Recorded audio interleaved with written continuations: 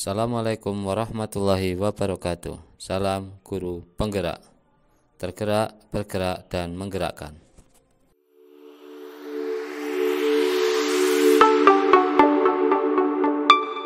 Saya Erwi Dodo, calon guru penggerak angkatan 9 dari SDN 36W5 Kabupaten Pesawaran, Provinsi Lampung.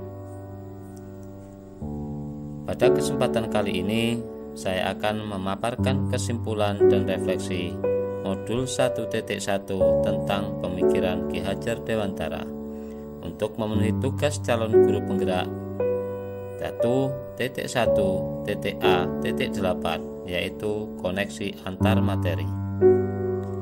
Ki Hajar Dewantara membedakan kata pendidikan dan pengajaran dalam memahami arti dan tujuan pendidikan. Menurut Ki Hajar Dewantara, pengajaran adalah bagian dari pendidikan. Pengajaran merupakan proses pendidikan dalam memberi ilmu atau berfaedah untuk kecakapan hidup anak secara lahir dan batin. Pendidikan memberi tuntunan terhadap segala kekuatan, kodrat yang dimiliki anak agar ia mampu mencapai keselamatan dan kebahagiaan yang setinggi-tingginya, baik sebagai seorang manusia maupun sebagai anggota masyarakat. Selain itu, pendidikan adalah tempat persemaian benih-benih kebudayaan dalam masyarakat dan merupakan kunci utama untuk menciptakan manusia yang beradab. Ki Hajar Dewantara juga menegaskan bahwa maksud pengajaran dan pendidikan yang berguna untuk peraih kehidupan bersama ialah memerdekakan manusia sebagai bagian dari persatuan rakyat. Manusia merdeka adalah manusia yang hidupnya lahir dan batin tidak bergantung pada orang lain, akan tetapi bersandar atas kekuatan sendiri. Sehingga dapat disimpulkan bahwa tujuan pendidikan sejatinya adalah sebagai tuntunan di mana murid terlahir dengan kekuatan kodratnya masing-masing.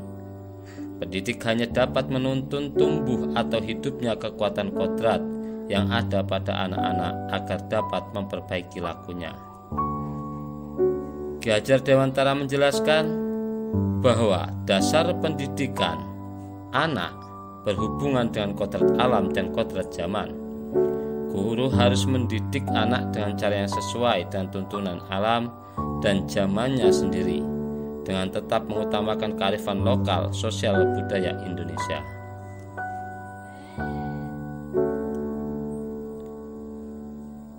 Sebelum mempelajari modul 1.1, pembelajaran yang saya lakukan di kelas terkesan kaku dan tidak memerdekakan murid.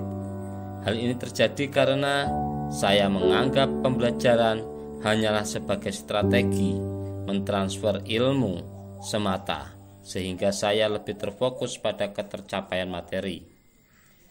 Menganggap semua murid memiliki kebutuhan yang sama, saya tidak mempertimbangkan karakteristik murid.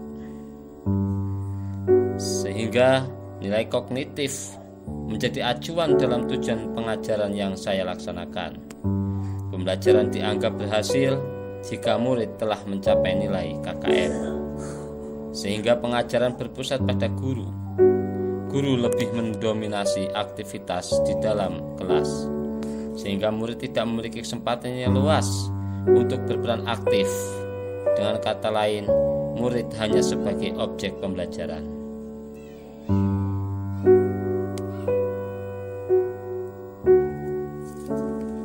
Setelah mempelajari modul 1.1, saya menjadi lebih paham bahwasanya pembelajaran bukan hanya mentransfer ilmu, melainkan menuntun dan memerdekakan murid untuk dapat menumbuh kembangkan potensi yang dimiliki sesuai dengan minat dan bakatnya.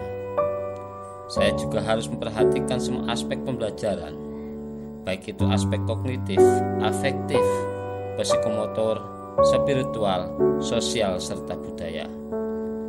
Sebagai pendidik, saya juga harus memberi ruang kepada murid sebagai subjek pembelajaran dengan cara memberi kebebasan berekspresi dan berkreasi, mengemukakan pendapat, serta memilih cara belajar.